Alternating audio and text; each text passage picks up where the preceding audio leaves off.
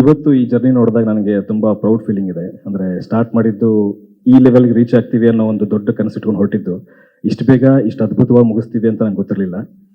ಅದಕ್ಕೆ ಸಾಧ್ಯವಾಗಿದ್ದು ಅದಕ್ಕೆ ಕಾರಣಕರ್ತರು Shilpa madam and Nishant sir. Thank you so much.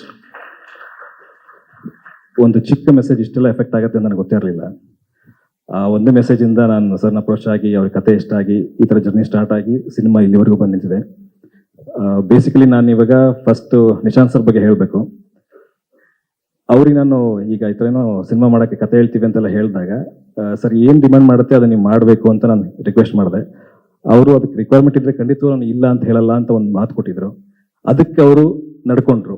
ಇದುವರೆಗೂ ಕೂಡ ಯಾವುದೇ ಬೇಕು ಅಂತ ಹೇಳಿದಾಗಲೂ ಇದಾಗಲ್ಲ, ಮಾಡಲ್ಲ, ಬೇಡ ಅಂತ ಇದುವರೆಗೂ ಅವ್ರ ಬಾಯಿಂದ ಬಂದೇ ಇಲ್ಲ.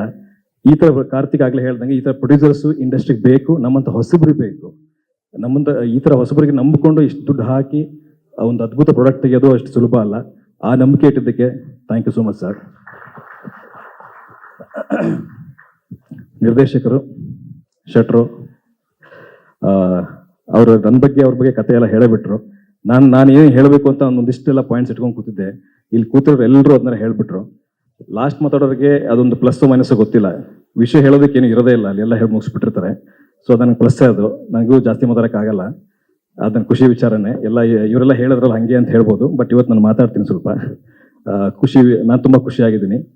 ಆ್ಯಂಡ್ ನನಗೆ ಸಿಕ್ಕಿರುವಂತಹ ಅದ್ಭುತವಾದಂಥ ಬರ್ತ್ಡೇ ಗಿಫ್ಟ್ ಇದು. ಲೈಫಲ್ಲಿ ಎಲ್ರಿಗೂ ಸಿಗಲ್ಲ ಅನಿಸುತ್ತೆ. ಬರ್ತ್ಡೇ ದಿವಸ ನನ್ನದೇ ಒಂದು ಟೀಸರ್ನ ಲಾಂಚ್ ಮಾಡಿ ಸೆಲೆಬ್ರೇಟ್ ಮಾಡೋದು.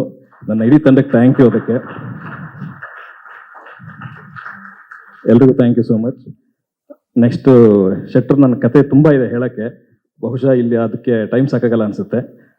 ಆ ಕತೆ ಸ್ಟಾರ್ಟ್ ಮಾಡಿದಾಗ, ಅವ್ರು ನನ್ನ ಕತೆ ನೆರೇಟ್ ಮಾಡಿದಾಗ, ಹೋಗಿ ಅವ್ರಿಗೆ ಅಪ್ರೋಚ್ ಮಾಡಬೇಕು ಈ ಥರ ಆದಾಗ ನಮ್ಗೆ ಗೊತ್ತಿಲ್ಲ ಪ್ರೊಡ್ಯೂಸರ್ ಸಿಗ್ತಾರ ಇಲ್ಲೋ ಏನೋ ಅಂತ. ಶೆಟ್ರೆ ಕತೆ ಮಾಡಿ ಮುಂದೆ ನೋಡೋಣ ಅಂದ್ಕೊಂಡು ಹೊರಟ್ವಿ. ನಿಶಾಂತ್ ಸರ್ ಸಿಕ್ಕರು, ಎಲ್ಲ ಆಯಿತು. ಆ ಪಾತ್ರ ನನಗೆ ತುಂಬ ಕಾಡೋದಕ್ಕೆ ಕಾರಣ ಏನಪ್ಪ ಅಂತಂದರೆ, ಪ್ರತಿಯೊಂದು ಸೀನ್ ಬರೆದಾಗಲೂ ಅವ್ರಂಗೆ ಫೋನ್ ಮಾಡ್ತಿದ್ರು, ಡಾರ್ಲಿಂಗ್ ಈ ಥರ ಸೀನ್ ಬರೆದೆ ಹೇಗಿದೆ ಅಂತ. ಸೊ ಡಿಸ್ಕಸ್ ಮಾಡ್ತಾ ಇದ್ವಿ. ಚೇತು ಏನು ಅಂತ ನಂಗೆ ಆವಾಗಲಿಂದ ಅರ್ಥ ಆಗಿ ಸ್ಟಾರ್ಟ್ ಆಯಿತು. ಇವನು ಹಿಂಗೆ ಬಿಹೇವ್ ಮಾಡ್ತಾನೆ, ಇದು ಹಿಂಗೆ ಆಗತ್ತೆ ಅಂತ. ಸೊ ಆ ಕಾರಣಕ್ಕೆ ಆ ಕ್ಯಾರೆಕ್ಟರ್ನ ಪ್ಲೇ ಮಾಡೋದಕ್ಕೆ ನಂಗೆ ಅನುಕೂಲ ಆಯಿತು. ಆ್ಯಂಡ್ ಶೆಟ್ರು ಡೈರೆಕ್ಟರ್ ಅಂತ ನಾನು ಆಮೇಲೆ ಬರ್ತೀನಿ, ತಮ್ಮನ ಥರ ನೋಡ್ಕೊಳ್ತಾರೆ ಆ್ಯಕ್ಚುಲಿ. ಸೊ ತುಂಬ ಖುಷಿ ಏನಂದರೆ ಒಬ್ಬ ತಮ್ಮ ಡೈರೆಕ್ಟರ್ ಆಗಿ ನಿಂತ್ಕೊಂಡಿರೋದು ನೋಡೋಕ್ಕೆ ತುಂಬ ಖುಷಿ ಆಗುತ್ತೆ. ಶೆಟ್ರೆ